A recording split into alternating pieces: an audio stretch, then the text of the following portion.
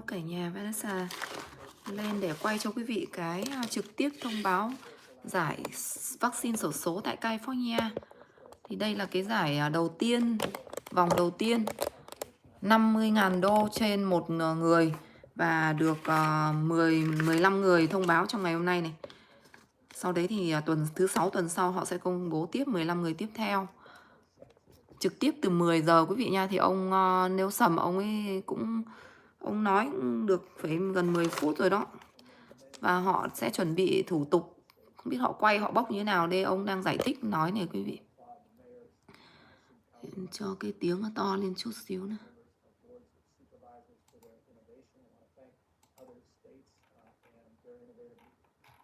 For coming up with novel strategies, novel approaches. I want to thank the president himself for his support of incentives, his making available recently with language that makes available. Rồi đọc bốc thăm luôn đi, đọc luôn đi cho mọi người đỡ hồi hộp. Chắc còn phải giải thích. Thì trong thời gian ông ấy lên, ông ấy nói như vậy thì em sẽ chia sẻ với quý vị cái thông tin về tiền thất nghiệp và PBT quý vị nha. Đợi một chút xíu, cái điện thoại của em vẫn chưa để được này.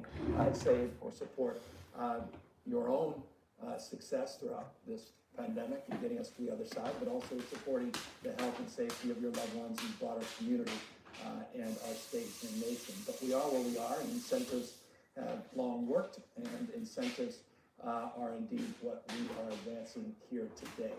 It was, in fact, a week ago, over a week ago, on Thursday of last week, that we announced a $116.5 million commitment in our totality of incentives coming from the state specifically.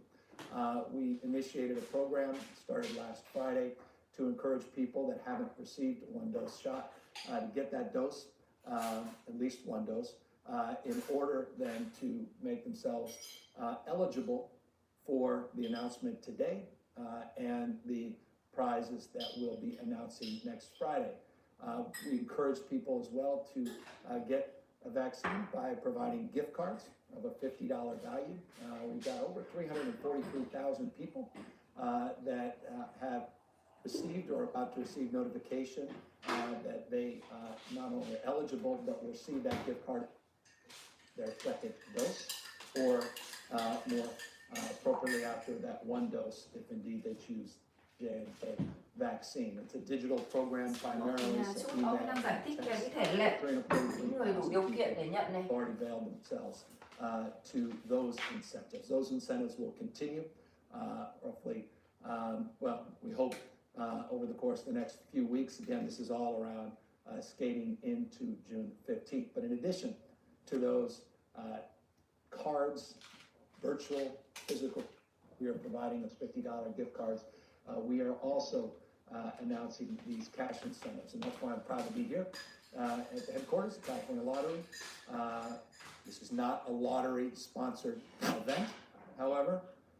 Director Johnson, who's here, reminds me of that every hour. His attorneys remind me of that every minute.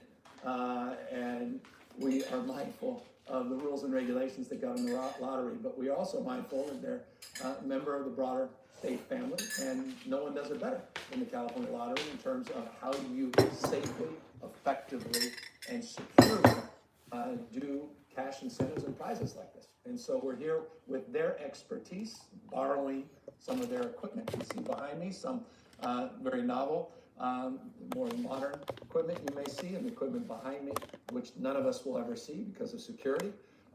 But as well, sort of the historic wheel here that is our own, that states are trying to steal all across not only this country. Trời, không bốc luôn để đọc kết quả cho em cho em nghe xem có tên em không. Cảm ơn cả nhà đã vào ủng hộ Vanessa nha, em đang chờ xem có tên em không nào. Chuẩn bị đọc rồi đó. 10 giờ họ bắt đầu đó, thì bây giờ ông ấy nói từ 10 giờ đến giờ này. Ông chia sẻ những cái nội dung trước này. Hello chị Cindy yêu dấu anh trai Cường Tạ, em Mỹ Linh này, chị Thi Trần yêu này. Đó. Chờ em đọc, chờ em nghe xem họ thông báo có tên của quý vị không. Em vào em đọc, em tắt tiếng của ông đi cái nha, để em đọc cho mọi người về cái mục tiền thất nghiệp lại một chút. Ô, hình như là nó bị đơ rồi sao đây này. Tự dưng không có tiếng này. Chắc nhiều người coi quá. Bị đơ rồi này. Trung Lâm với cả chị Thi. Em Thi nữa chứ. Hai người tên là Thi mà đọc tên họ gì? Đều là họ Nguyễn. Dạ đâu chị Trần Thi. Back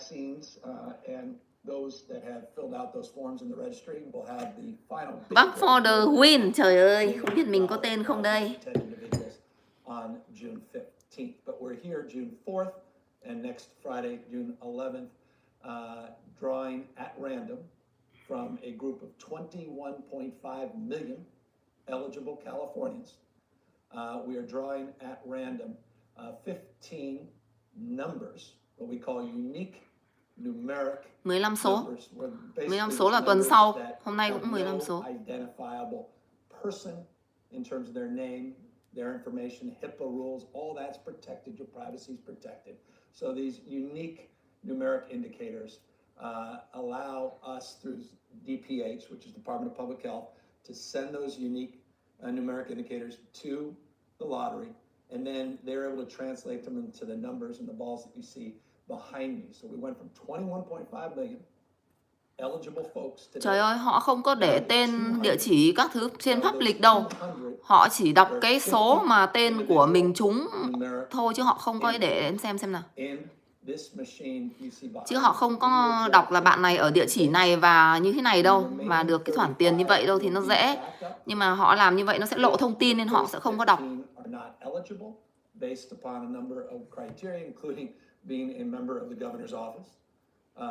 A staff member at the lottery, being incarcerated, working for the lottery, more broadly, friends, families, family member criteria that's in there. HHS is not eligible. Members of the Department of Public Health are not eligible as well, but everybody else is. But if we do pull those individuals, then we use the 35 remaining balls as backup, and those other 150 remaining balls as tier 2 backup, if indeed we get a bad draw. And so that's a complicated way of saying all 21.5 million of you had a chance to win, and maybe you have. And you're going to know in the next couple days. We're not going to announce names today because we respect your privacy, and you have a right to say no. Some people may not believe in. Làm gì có ai say no. Có quyền để từ chối, nhưng mà em nghĩ ai trúng thì người ta phải lấy tiền thôi, chứ ai người ta từ chối. Đợt tới Vanessa trúng 1.5 triệu million. Đợt này không có nha. Trời anh Bin Đặng ơi, em chỉ mong sao được 50 thôi cũng được. 1,5 triệu thì nhiều quá. Xin chị Cindy, ông này nguy hiểm lắm, coi chừng ông chơi trò này để bịt lấy lòng bà con thôi, chứ chắc trong đó là bà con của gia đình ông ta hết đấy. Trời ơi, mình hy vọng là họ không làm như vậy đó. Cindy Linh ơi, trời ơi, họ làm như vậy thì đúng là chán luôn. Anh chị Toanh Dương, good luck mọi người nha. Chị Jennifer, cảm ơn chị nè. Thì đó, bây giờ chờ họ đọc lâu quá, đọc từ 10 giờ đến giờ rồi đó, đọc cái nội dung. Anh trai Cường Tạ, ok đi, em sẽ nghe. Không biết là họ đọc số hay là đọc tên, để tí nữa em xem họ ấy. Họ nói là địa chỉ với cả là họ không công báo nha, họ sẽ công báo số thôi, ai trúng.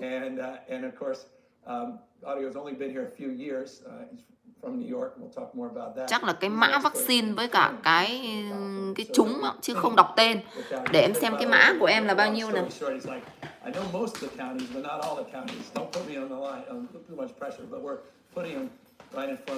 Ai phải tiêm trích một lần rồi, tối thiểu một lần rồi thì mới được tham gia, nhưng mà phải đủ full liều thì mới được nhận giải thưởng quý vị nha. Nếu như mà trích một liều xong sau đấy bỏ không trích nữa thì không được nhận đâu. Tối thiểu một liều, nhưng mà nếu trúng thì phải chờ đến khi nào full liều thì mới được. Nếu Johnson & Johnson chỉ cần một liều, nhưng mà hai cái loại kia thì phải full liều mới được nhận. Ô, em có cái mã đây này, để em xem tí nữa họ đọc cái mã của Vanessa. Quý vị nhìn vào cái lot number đó, chính là cái mã đấy. Em nghĩ là họ sẽ đọc cái mã đó đó. Trời ơi, nhìn cái mã họ viết số nhìn chả rõ gì á, số gì ấy, nhìn không ra số 8 chả ra số 3, nhìn nó chả ra cái số gì luôn. Chữ của cái người này xấu quá. Những người trúng đó đã có trong danh sách bà con nó hết rồi. Trời, chị Uyên Nguyễn ơi, em Uyên Nguyễn ơi, vậy thì chán lắm. Material, cảm ơn chị yêu. Này quay trực tiếp, còn đây quay trực tiếp đó. Em đủ 2 liều rồi, chị cũng đủ 2 liều lâu rồi đấy, 3 tuần rồi. Nhưng mà không biết trúng hay không. An xem có trúng không nào. Chị trúng cho em một ít nhé. Uyên ơi, ok. Cho cả dân nhà mình, YouTube nhà mình luôn. Ai chuẩn bị trúng vaccine chưa? Đã quay số đâu An ơi. Ông ấy nói từ lúc 10 giờ đến giờ luôn này. Ông nói được bao nhiêu phút? Được 25 phút rồi, ông nói được 25 phút rồi.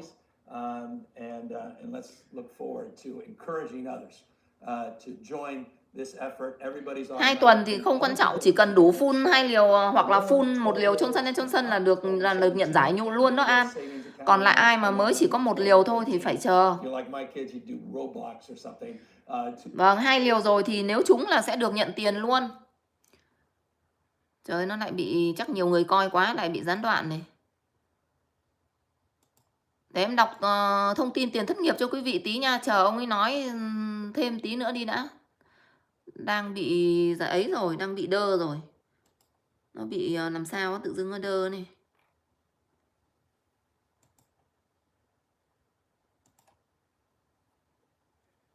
Chắc là bị giống như là mạng ấy sao á. Nhiều người coi quá nó bị lag cái sao á.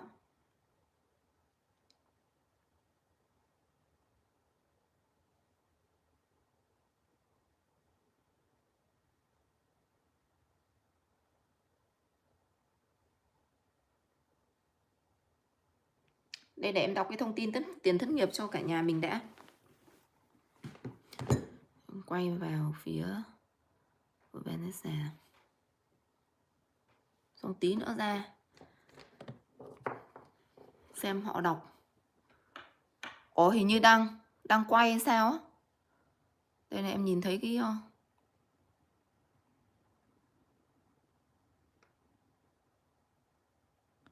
đếm ngược là như thế nào đây? Họ đang đếm ngược nha. 10 17 26 14 là cái gì? 17 giờ hả? Thôi để chờ tí nữa em vào em xem họ công bố. Để ra đây ngồi. Cả nhà yên tâm, em cầm cái like của ông ở đây rồi, em sẽ coi xem ông thông báo ai được nào.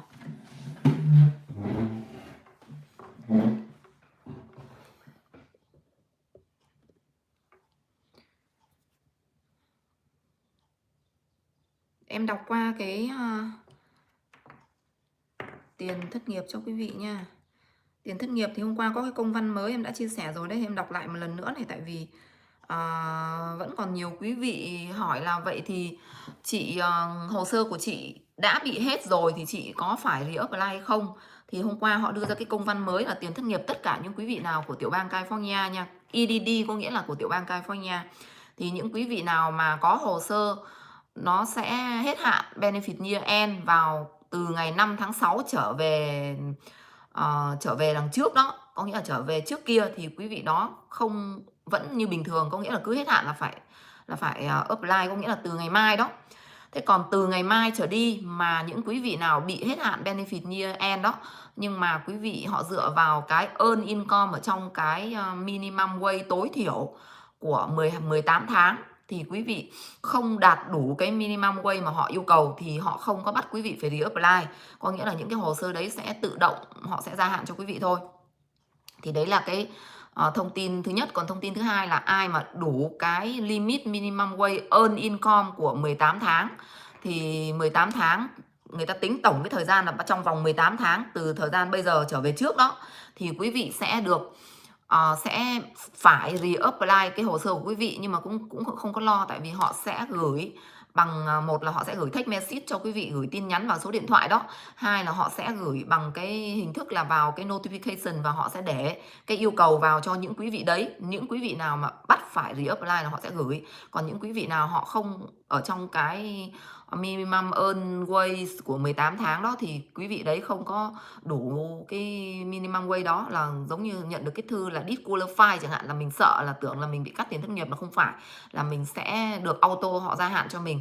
Và những quý vị nào cho dù đang nhận chương trình đã được gia hạn extend cái chương trình của 29 tuần đó, nhưng mà đến cái ngày benefit year end và 18 tháng cái minimum earn income, cái mức lương đó mà nó vẫn ở trong cái limit income mà họ yêu cầu reapply, đó là những quý vị đấy cho dù đang nhận cũng vẫn phải reapply nha. Và tất nhiên là khi reapply nó sẽ có một cái thời gian trong vòng 1 đến 2 tuần để hoàn thành hồ sơ. Cho nên là ai mà đang lãnh hôm trước được gia hạn auto xong rồi đó, và bây giờ vẫn đang lãnh bình thường đó, thì vẫn cứ certify 2 tuần một, và để ý là họ sẽ gửi cái thông tin. Nếu như mà quý vị không có để ý vào cái phần ngày mà mình bị hết hạn benefit year end đó, mà quý vị không reapply lại, thì những cái người đủ điều kiện đó không reapply là họ sẽ tạm dừng cái hồ sơ của quý vị luôn nha. Chứ cho dù là đã được gia hạn 29 tuần rồi thì họ cũng sẽ tạm dừng, cho nên chúng ta phải để ý để chúng ta reapply để không có bị delay cái hồ sơ. Đó thì về cái phần PEBT đó, thì cái đường link mà em đã gửi cho quý vị rất nhiều lần rồi, đó là cái đường link mà nó có tổng các cái tiểu bang đã được bên trên hỏi, gọi là hỏi gọi là gì, hỏi gửi đơn lên trên bên US đó để mà nhận cái chương trình PEBT đó. Thì trong đó tiểu bang California thì cũng có, nhưng mà tiểu bang California mới chỉ được họ cho gửi lịch cho những em từ 0 tuổi cho đến 6 tuổi thôi. Thế còn lại những em nào mà ở K12, ở cái độ tuổi đi học đó, thì bên USDS họ chưa có cái lịch cụ thể, cho nên vẫn phải chờ. Có nghĩa là chưa có quyết định quý vị nha, chứ không phải là không có. Tại vì California đã nằm trong danh sách là ở trong cái hệ thống của PEBT, họ đang chờ hướng dẫn rồi. Đó thì những cái tiểu bang mà nằm ở trong những cái danh sách thì em đã đọc đi đọc lại cho quý vị quá là nhiều rồi, cũng phải lên tới 45 hay bao nhiêu tiểu bang này. Alabama này, Arizona này, California này, Colorado này, Connecticut này, Delaware này, Washington DC này, Florida này, Georgia. Georgia hôm nay có trong danh sách này, hôm trước hình như không có này. Hawaii này, Idaho, Illinois, Indiana, Iowa, Kansas, Kentucky, Louisiana, Maine, Maryland, Massachusetts, Michigan, Minnesota, Montana, Nebraska, Nevada, New Hampshire, New Jersey, New Mexico, New York, North Carolina, North Dakota, Northern Mariana Islands, Ohio, Oregon, Pennsylvania, Puerto Rico, Rhode Island, South Carolina, South Dakota, Tennessee, Texas, Utah, Vermont, Virginia, Washington State, Wisconsin và West Virginia. Trời ơi, sao hôm nay hình như nhiều hơn sao á. 1 này, 2, 3, 4, 5, 6, 7, 8, 9, 10, 11, 12, 13, 14, 14, 15, 10, 15 này, 16, 17, 18, 19, 20, 21, 22, 23, 24, 25, 26, 27, 28, 29, 30, 31, 32, 33, 34, 35, 36, 37, 38, 39, 40, 41, 42, 43, 44, 45 tiểu bang tất cả quý vị nha. Thì cái chương trình trong cái summer, cái mùa hè này đó, họ ghi cái chữ summer 2021 đây này, thì là có 2, 4, 6, 7 tiểu bang là trong cái đợt này được nhận trước, là Hawaii này, Indiana, Massachusetts, Michigan, North Carolina và Puerto Rico. Đó thì đây là cái đường link cập nhật mới nhất quý vị nha. Thì em sẽ gửi để cái đường link ở đây luôn cho quý vị, để quý vị vào quý vị coi của tiểu bang nào của quý vị, bấm luôn vào đó là biết ngay mình có, là tiểu bang của mình có vào ngày bao nhiêu và có phải nộp đơn xin hay không. Thì trong cái đường link này nó nhiều quá, em không có ấy hết cho quý vị, em để link vào đây cho quý vị nha. Đó thì đây là cái link của chương trình PEBT. California thì mới chỉ có, sao cái điện thoại này của em dạo này nó không copy được link nhỉ? Thôi lại để em ra cái chỗ kia để em ra chỗ máy tính để em copy vậy.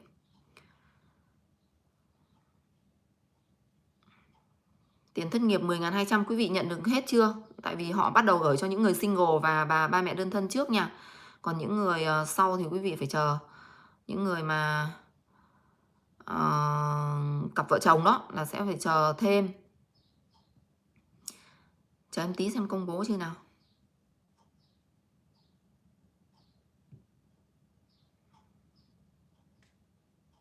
Nhiều người ham quá. Ham quá vào coi.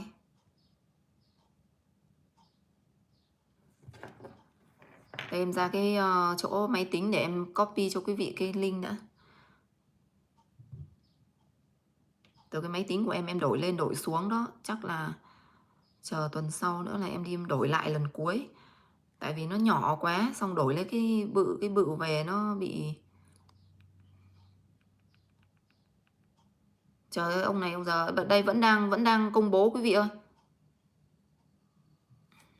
Đấy vẫn đang công bố này. Để đi ra đây em copy cái link PPT vào cho quý vị đã 50 tiểu bang. Quý vị có thể check ở trong cái link đây của em. Ôi quay rồi, đang quay rồi cả nhà ấy. Quay quay. Đó quay rồi. Trời ơi chết cười.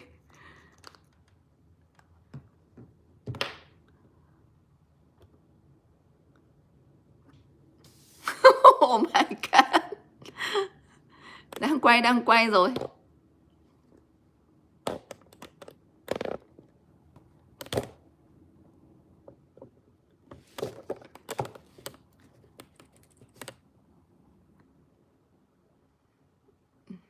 Tiếng nhỏ quá để em bật tiếng nó to lên tí.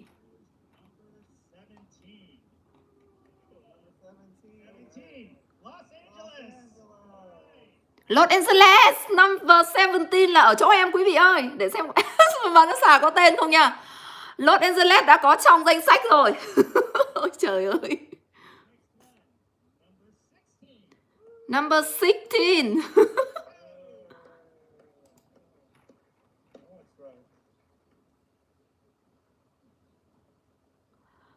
Number 17 là của Los Angeles nha. Để em xem có tên em không.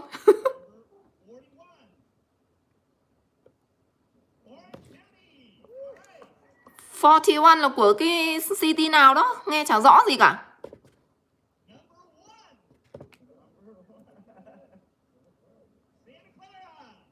Santa cái gì á. Los Angeles có rồi nha. Tí xem có tên không. Ôi Ngọc ơi. Vào.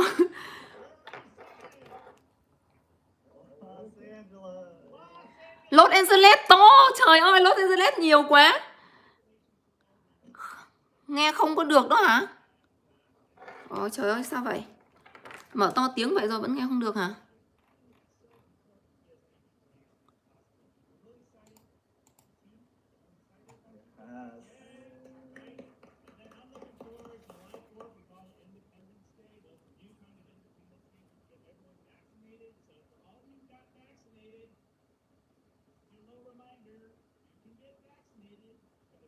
Sao tự dưng tiếng nó nhỏ vậy không biết nữa. Bật hết cỡ rồi đó. Trời nó bị làm sao rồi. Chắc nhiều người coi quá.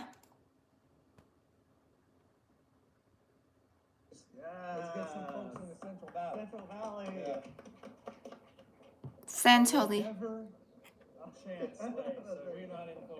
2, 4, 6, 8, 10. Mới được 10 thôi. Còn 5 cái nữa. Ông nêu sầm lên bốc rồi. Còn 5 quả nữa nhá. Chả hiểu họ bốc thăm kiểu gì. Thế những cái tên kia là họ đặt sẵn rồi à? Để tí xem nào. Los Angeles mấy cái rồi.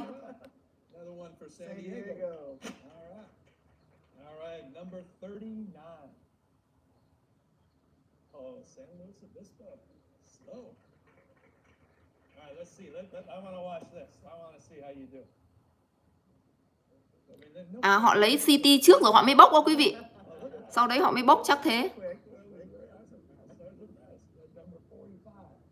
45. San Diego.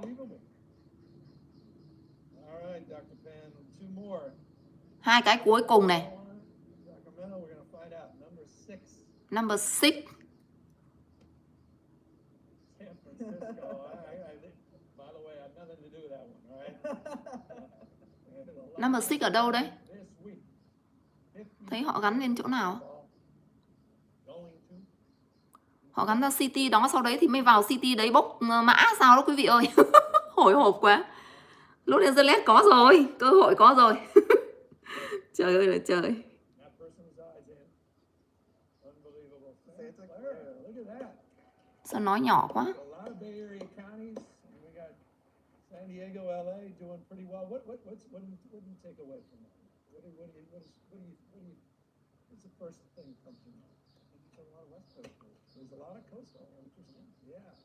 But I mean, it does get to the point. I mean, it is an extreme right. I mean, Cho tiếng lên rồi đó An, nhưng không hiểu sao tiếng nó nhỏ, cho hết cỡ rồi.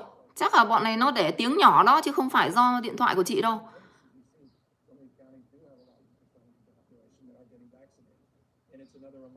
Đây này hết cỡ rồi này.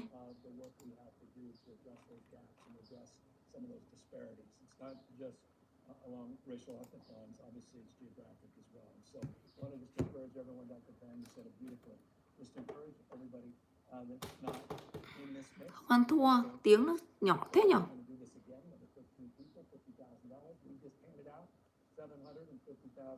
We'll do another $750,000 next Friday, and everybody gets vaccinated. So with that, I got my spokesperson who's here, and we're here, Dr. Pan, to answer any questions that you may. Trời ơi, lằng nhằng quá, lại còn hỏi ông doctor già nào.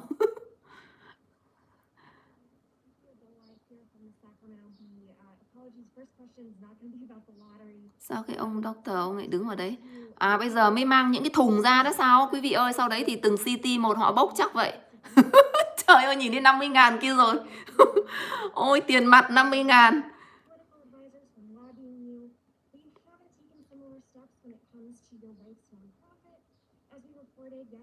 Ồ đúng rồi, Cindy Linh ơi, tha hồ đầu tư cổ phiếu.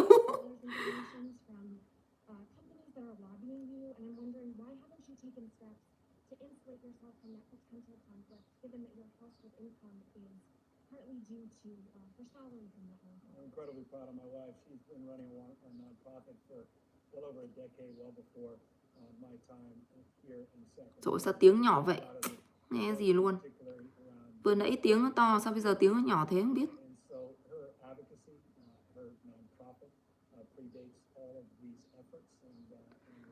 Trời ơi, nói như nói thầm vậy.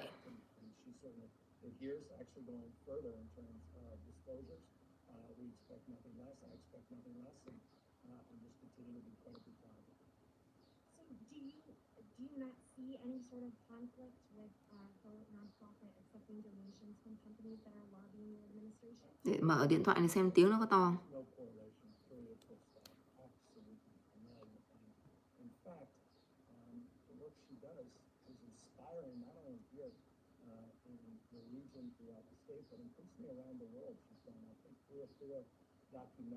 Tonight, I'll be eating fried avocado tacos. Thank you.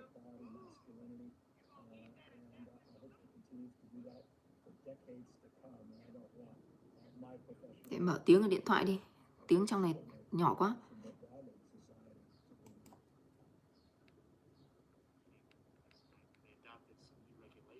Trời ơi, không phải tại máy tính đâu, điện thoại cũng vậy. Ôi, tiếng bé tí luôn á. Hình như họ cố tình để tiếng nhỏ đó quý vị ơi. Quảng cáo vừa rồi tiếng to thế cơ mà. Trời ơi, nói gì mà chả nghe thấy gì luôn á. Nói thầm, bó tay luôn.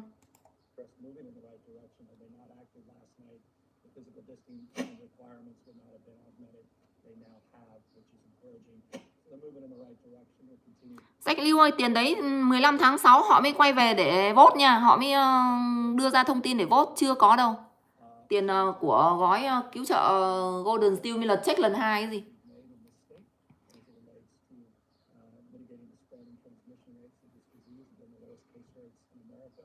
KTL Lay File nghe rất rõ. KTL Lay File, hình như cái này của em là KTL Lay File này.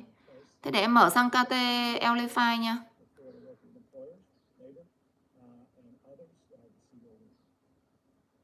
The meeting that they're going to have and any changes they could make to this would probably be August at the earliest.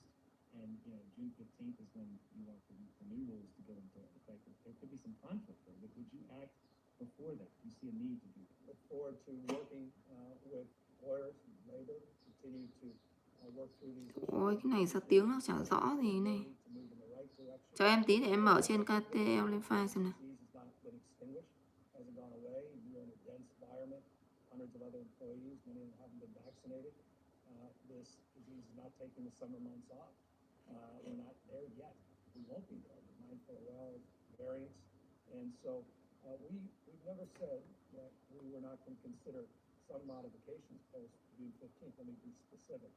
We've been very forthright in terms of modifications for large indoor settings with a lot of folks from different backgrounds, walks of life, people coming internationally, et cetera, and mindful of the importance of face coverings, non-pharmaceutical interventions, as well as pharmaceutical interventions around vaccines and testing requirements. And so all those things are being adjudicated, considered, and we're working with employer groups and working with employee groups as well.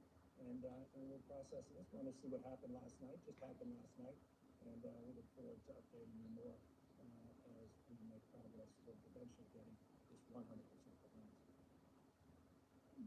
This is Laurel Rosenhall from Cal Matters, following up on a similar line of questioning. I'm glad that all the questions about lottery here, which I Well, this is appreciate. about your June 15th reopening, which obviously is part of what the lottery is about.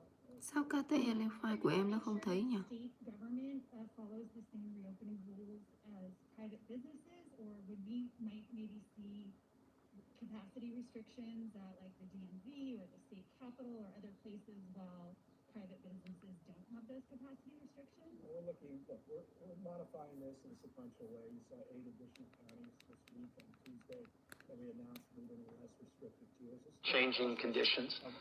And so the one thing I'm certain of is there's uncertainty in the future.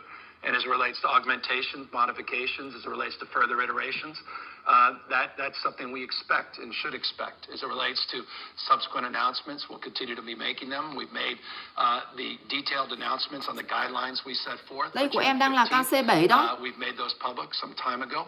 We'll continue to look at them. OSHA's looking at them as it relates to larger employers and other private sector employers. People are coming back with their opinions, their thoughts, public, private employees, state government, local government. We're getting feedback from local health officers. I was with the mayor of San Francisco yesterday with her feedback on specific provisions.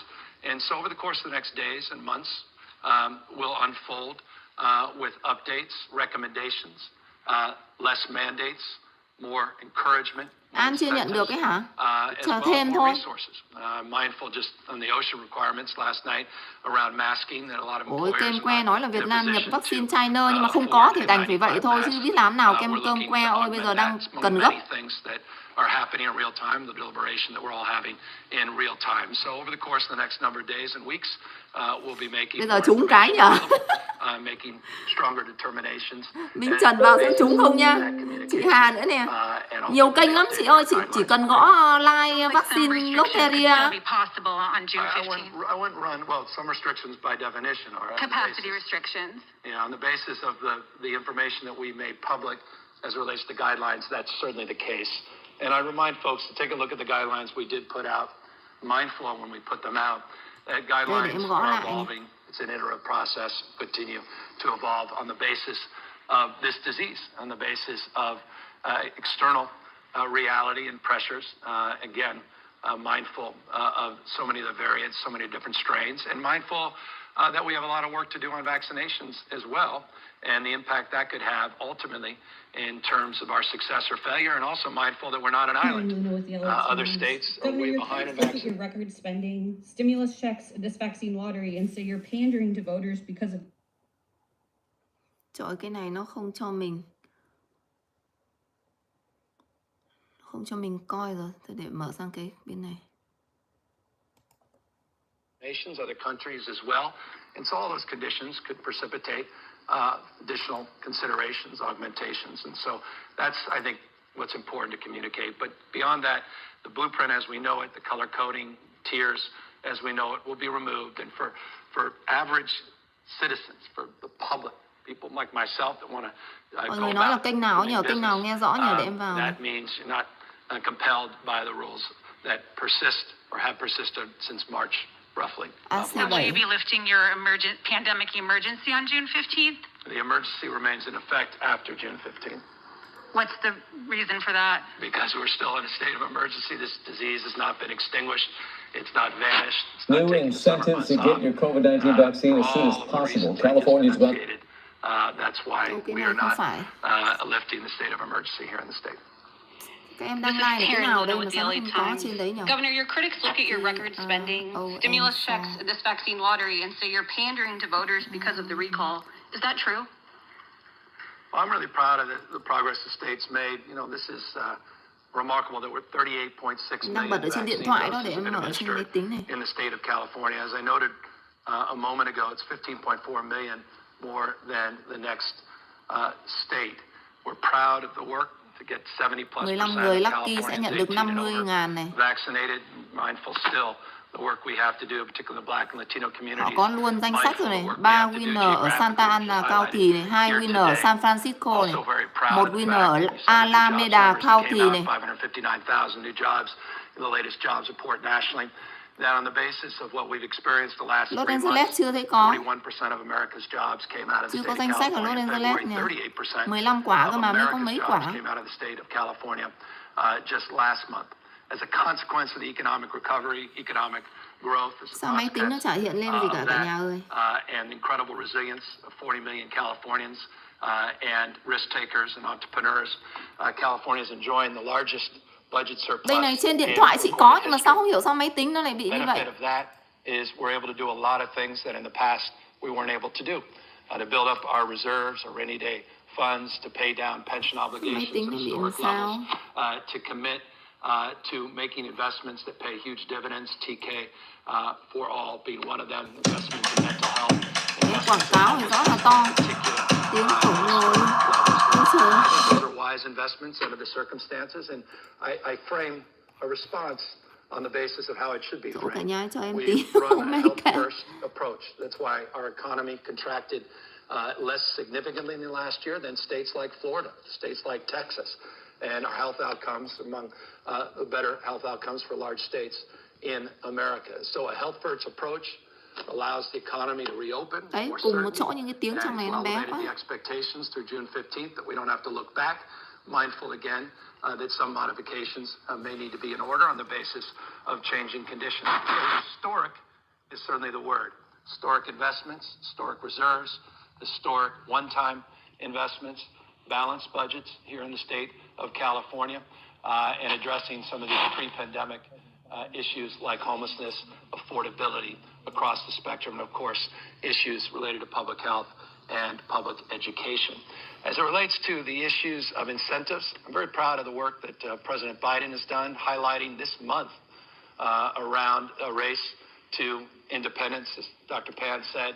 Santa Ana County có 3 quả bóng nha, 3 cái phiếu, 3 suất nha. San Francisco 2 suất, 1 suất ở Alameda County. 5, 6, còn 9 suất nữa chưa thấy họ hiện lên này. And governors were comparing and contrasting some of their incentive programs. You see some states that are actually incentivizing vaccinations with guns. Some states are incentivizing vaccines with shots of beer and other alcohol. Folks are taking different approaches, Republican states, or at least Republican-run states, Democratic-run states. So we had a wonderful conversation with those governors, comparing and contrasting those best practices, parks, playground incentives, all kinds of incentives. Trời ơi, em tìm ở trên máy tính cái chỗ cái kênh Many states have done ABC 7 incentives nha. along the lines that we're proposing today. And we're very proud of that example, and we thought we'd give it a try here in the state of California, aided để em để by cái the đường support link of the president, not just rhetorically, EBT but vào also cho quý vị đã. financially, and some of the stimulus dollars that will be made available to advance these programs. Would you be making the same spending decisions if you were not facing a recall? Every single decision I've made is consistent with the work I've done for decades and what I campaigned on. I campaigned on making historic investments in homelessness. We've been able to say that every year I've been in office, but nothing like this year. I campaigned to address the issue of housing and housing affordability We're making investments in that space at significant levels this year. Early childhood education has been a mantra of mine, focused mine for decades, and that's consistent, the budget priorities. Across the spectrum, the answer is absolutely yes. This year puts a smile on my face because so many things that I hope to accomplish, maybe the end of a term or 2 terms, we're able to fast forward, and that's because of the incredible work of 40 million Californians and the incredible economic recovery that the state has enjoyed. Last 2 questions. Hi, Governor. This is Angela Hart with Kaiser Health News. Thank you for taking our questions. Experts I'm speaking with say that these incentive programs are a great way to Đây reach cái the link masses, PVT em để ở đây này. but there remains a very large concerns about safety and efficacy among some of the people who are concerned about getting the vaccine. Họ sẽ đọc mã đó để chờ xem họ đọc như nào. Họ chưa đọc đâu chị ơi. Họ mới chỉ bốc cái số thôi, sau đấy họ để vào cái khu city quận hạt. Los Angeles em thấy có mấy phiếu đó.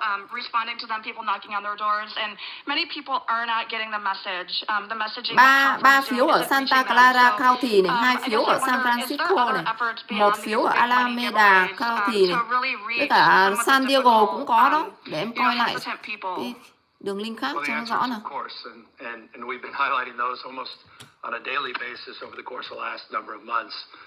And we've been significantly increasing those efforts, as you may know well, with partnerships with community-based organizations, in-language outreach, more pop-up sites, more walk-up sites, no reservations required, more strategies with trusted messengers and influencers, more efforts to work on paid media as well as earned media with influencers.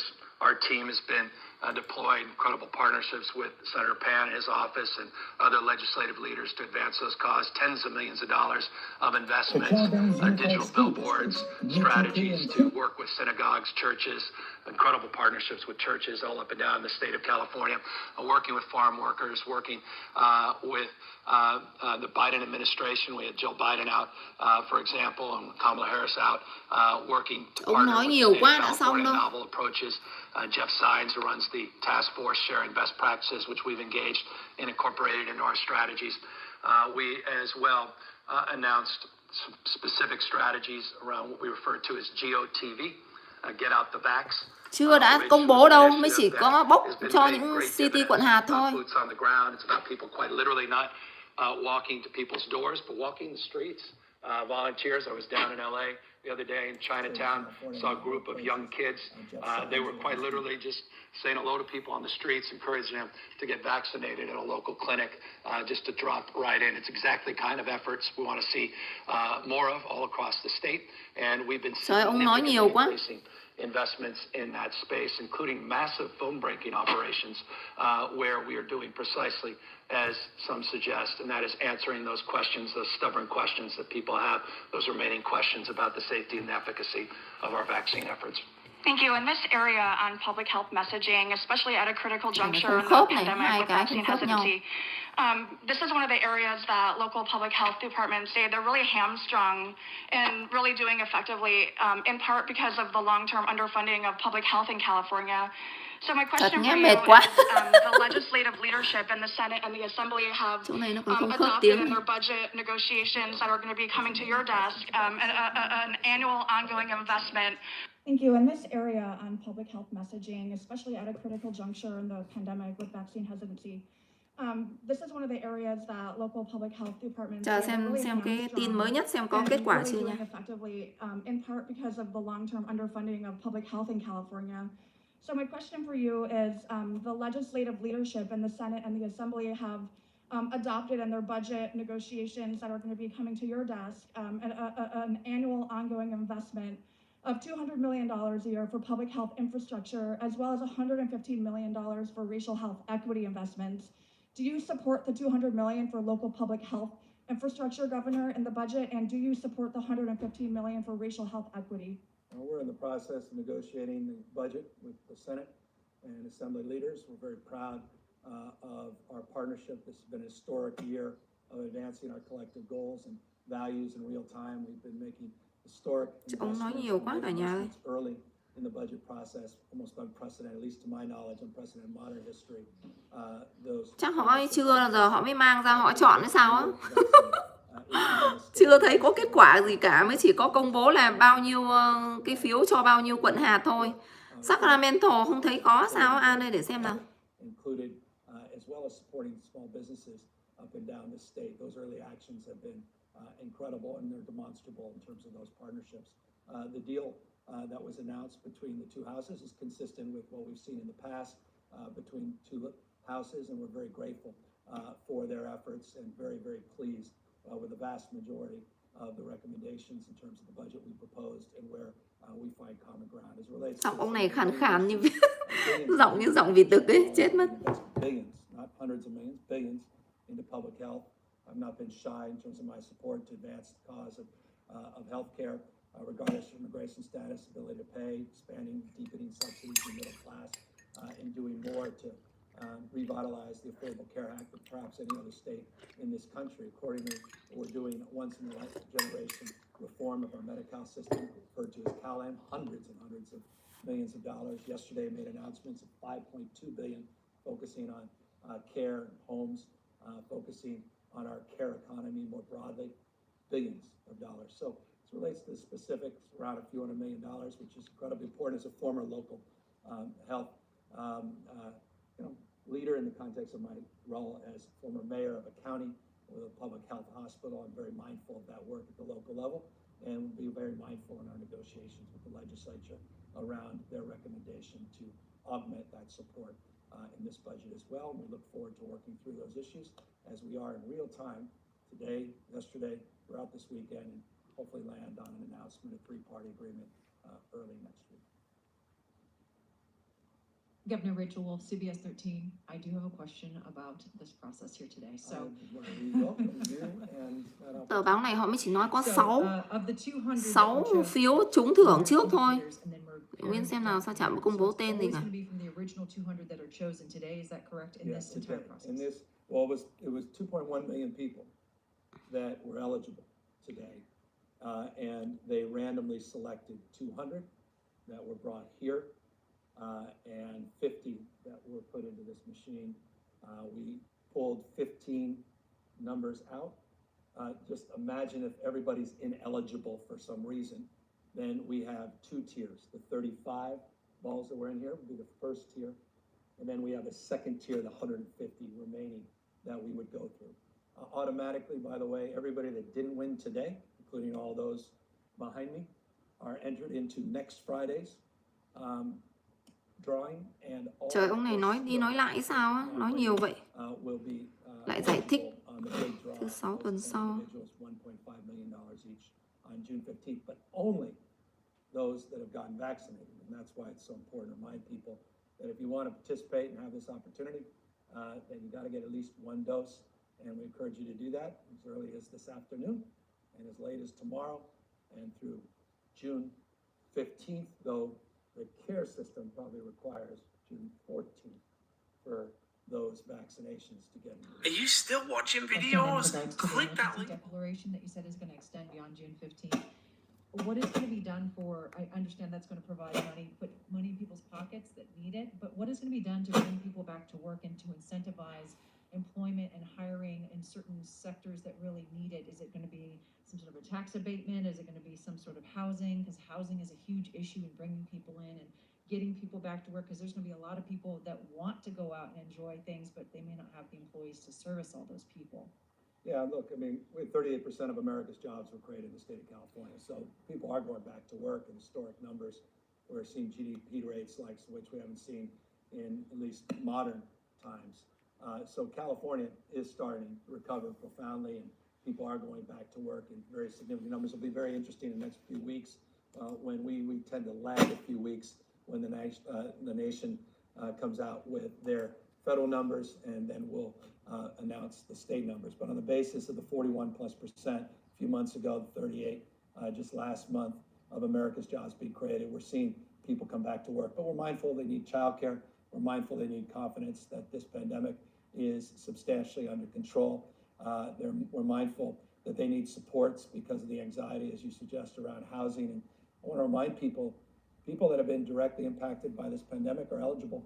What we hope will be, when we work through the final week with the legislature, what we hope will be 100% of the rent that is due can be covered by the state through the generous spirit of the Biden administration. 100% of your rent going back next year can be taken care of, as well as your utility and your water bills. So all those things are factors, and we're looking forward to seeing these numbers continue to grow. I'll just close with this.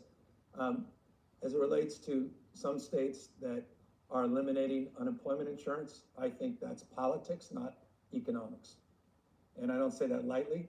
I say that on the basis of deep analytics. And I'm mindful that politics, not surprisingly, is aligned to 25 Republican-led states, no Democratic-led states, to consider the same. We will not put aside billions and billions of dollars of money that can be invested in our economy to help support our economic recovery and decrease demand as a consequence, which will only hurt our economic recovery. California will stay the course with those supplemental unemployment insurance benefits. They expire, as you know, just in a few months anyway. I see a lot of politics behind that, not a lot of economics. Hi, Governor. Ashley Zavala with Next Door Media Group. I am the last question, I understand. But so just to be clear on the Cal OSHA decision, are those in effect immediately?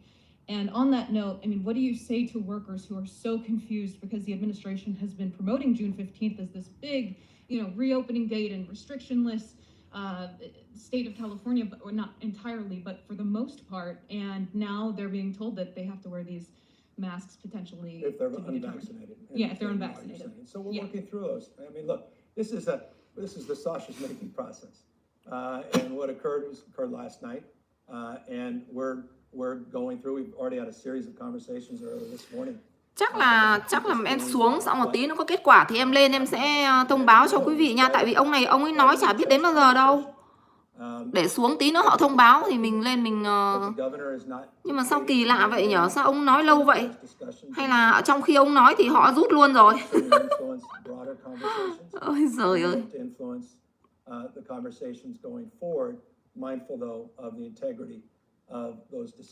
Chờ em tí để em thử gõ cái đường link này xem nó có hay không nào. What I'm saying is clearly as I possibly can on the basis of the previous answer and this answer is we are in an iterative process of engagement. We're almost 2 weeks out, a little less, of the June 15th, and we hope to be letting folks know more about our next steps very shortly. But we put out some very detailed guidelines across the spectrum, and I hope people will be pleased to see June 15th come and the reality of not having this blueprint mandating across 58 counties the modification. Trời ơi, có tên danh sách rồi nha, nhưng mà họ không công bố tên này. Những quý vị nào mà trúng họ sẽ gọi điện này. Nhưng mà em không thấy có tên nha. Họ đang rút rồi, họ không quay rút tên đâu quý vị ơi. Ông này ông nói để cho họ rút đó. Los Angeles County đã rút 3 người trúng rồi này. San Diego County 3 người trúng là 6 rồi này. San Francisco County 2 người trúng nữa rồi là 8 người trúng rồi này. Santa Clara County 3 người trúng nữa là bao nhiêu? Là 11 người trúng rồi nha. Bây giờ sẽ còn lại ở cái county này. Alameda County là 1 này. Mendocino County là 2 này. Orange County là 3 này. San Luis Obispo County là 4. Đó. Chỉ còn 4 county nữa thôi, họ chưa công bố, là còn có 4 người nữa thôi nha, là hết. Mỗi county đấy chắc chỉ có 1 người thôi. Chỉ có Los Angeles là nhiều nhất, là có 3 người trúng này. Và San Diego County có 3 người trúng. Với Santa Clara County là 3 người trúng nữa, là đã chiếm 9 người rồi. Và San Francisco County là 2 người trúng này. Đấy thì bây giờ còn lại 4 cái county kia là mỗi county 1 người nữa là đủ 15 người quý vị nha. Thì còn 4 county kia là họ chưa ghi thôi, nhưng mà những cái kia là họ rút được rồi đó. Nhưng mà họ không công bố, chắc họ sẽ gọi điện cho quý vị nào trúng thôi. Trời, từ nãy giờ không biết điện thoại của em đã có ai gọi cho chưa nhỉ? Em tắt ông này đi nha quý vị ơi. Tại vì là ông này ông chỉ lên ông nói tượng trưng như vậy thôi, đâu có đọc tên đâu. Đấy, bắn pháo đó. Rôm rả. Sacramento không có nha.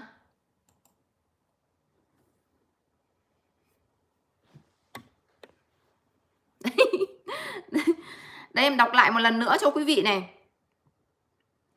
1, 2, 3, 4, 5, 6, 7. Chỉ có 8 cao thì là có danh sách thôi. Ở cao thì Alameda thì cũng chỉ có 1 người thôi nha. Đó, còn riêng Los Angeles County thì là có 3 người trúng thì đã rút rồi nha. Hay là Mendocino County 1 người nhưng mà chưa rút. Orange County chỉ có 1 người thôi nhưng cũng chưa rút này. San Diego County là 3 người, rút rồi. San Francisco County 2 người cũng rút rồi luôn. San Luis Obispo County 1 người nhưng mà chưa rút này.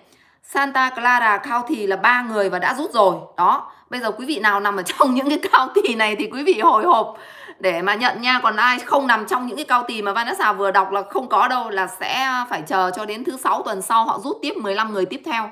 Đó, trời ơi, ở county của em có 3 người, em phải chờ điện thoại cho em xuống để xem nhỡ đâu họ gọi vào. Họ gọi vào xem có hay không. Đang nằm mơ quý vị ơi. Nhưng mà thôi kệ, mơ đi xem nó có hay không. Chia buồn, Sacramento không có nha An nha. An ở Sacramento. Với cả Orange County có 1 người đó quý vị. Cộng đồng của người Việt khá nhiều luôn nhưng mà chỉ có 1 người trúng thôi nha. Có khả năng là người Việt đó. Tại vì Orange County người Việt rất là nhiều. Em thì ở LA County chứ không phải ở Orange, thành ra là em đang hóng. 3 người nhưng mà dân số đông lắm An ơi. Trúng gió rồi chị. Ông này ông không ưa người Á Châu, chắc ông không gọi tên người Việt đâu. Cái này là họ sẽ gọi cho mình để thông báo đó. Đây em thấy họ đã rút được người trúng rồi đó. Của 8 cái county mà Vanessa vừa đọc nha quý vị nha. Rồi cả nhà em xin xuống nhé. Em xuống em đi chiên trứng đây.